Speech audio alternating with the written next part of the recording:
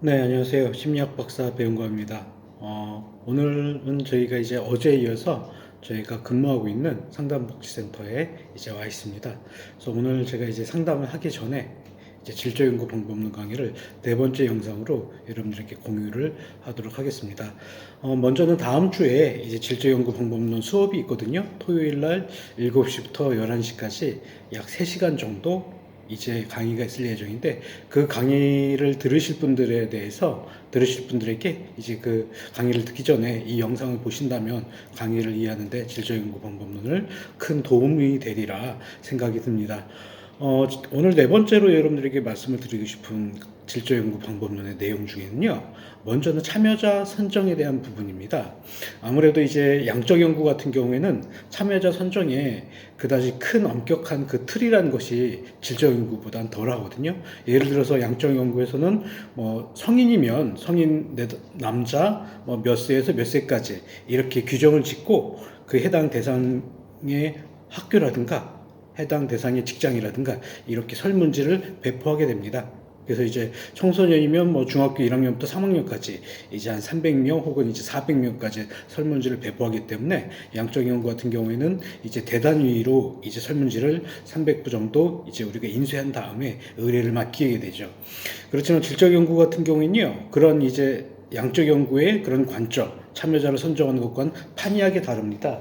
먼저는 이 질적 연구에서는 적은 참여자를 우리가 이제 선정을 하다 보니까 우리가 이제 우발적으로, 그러니까 양적 연구의 방법에서는 이제 객관적으로 이제 그 선정을 하게 되거든요. 그렇지만 질적 연구에서는 주관적인 이제 관점으로 참여자를 선정을 하게 돼요. 그러니까 뭐 연구자의 지인이라든가 혹은 이제 학회의 이제 연구 참여자의 그 사항 요건들을 이제 기술해서 올리는 방법이 있는데, 이렇게 저렇게 올리는 방법 중에서도 우리가 조금 더 이제 면밀히 살펴봐야 되는 것이 이 참여자의 기준입니다. 왜 그러냐면 나중에 이제 참여자의 뚜렷한 기준 없이 이제 인터뷰를 하고 연구 결과를 도출해서 이제 학술지에 냈을 때요, 가장 중요하게 이제 학술지 심사위원들이 보는 그 기준점이요, 연구 결과와 그에 못지않게 보는 것이 바로 참여자의 선정 기준입니다. 그렇다면 참여자의 선정 기준을 우리가 어떻게 보느냐? 일단은 여러분들이 보고 싶고자 하는 그 해당 현상에 대해서 충분히 경험한 분을 이제 선별하는 것이 중요합니다.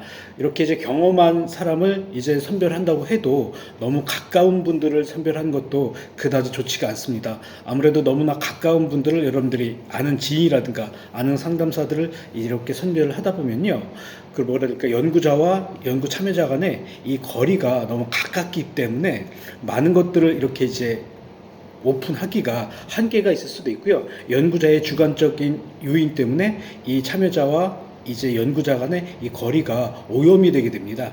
마치 상담사와 내담자 간의 이제 너무나 가까운 이제 클로스한 관계, 제3자의 내담자와 상담사가 알고 있는 내담자를 이제 상담을 할 때, 상담사가 알고 있는 지인을 상담할 때 이런 역전이라든가 전이 문제라든가 이런 분들이 발생할 수 있거든요. 그러니까 이제 쉽게 얘기해서 중이 자기 머리 못 깎듯이 이런 지점에서 주관적인 부분이 크게 발생할 수 있습니다. 그래서 가능하면 제3자의 3자를 통해서 참여자를 선정하는 것을 여러분들 추천을 드리고요.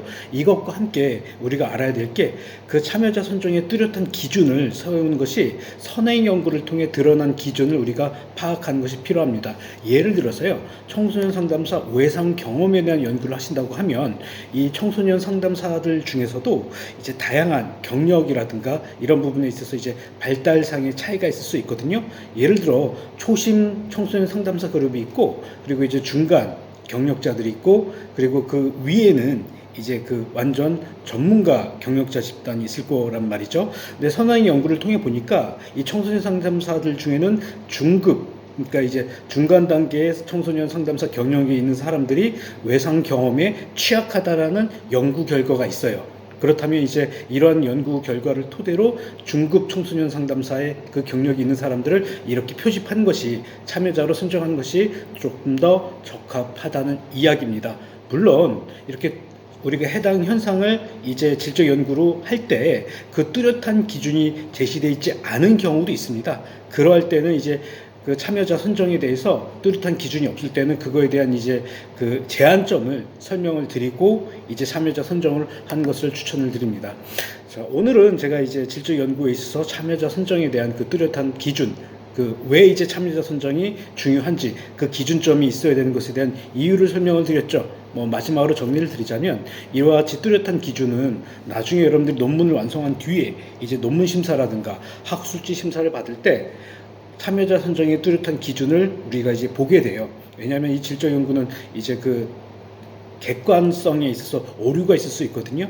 즉 모든 연구의 전 과정을 연구자 자기 중심적으로 이제 수행을 해야 되기 때문에 연구자가 도구화가 돼서 객관성을 담보로 이렇게 좀 객관성이라는 기준을 면밀히 충족시킨 것에는 한계가 있습니다.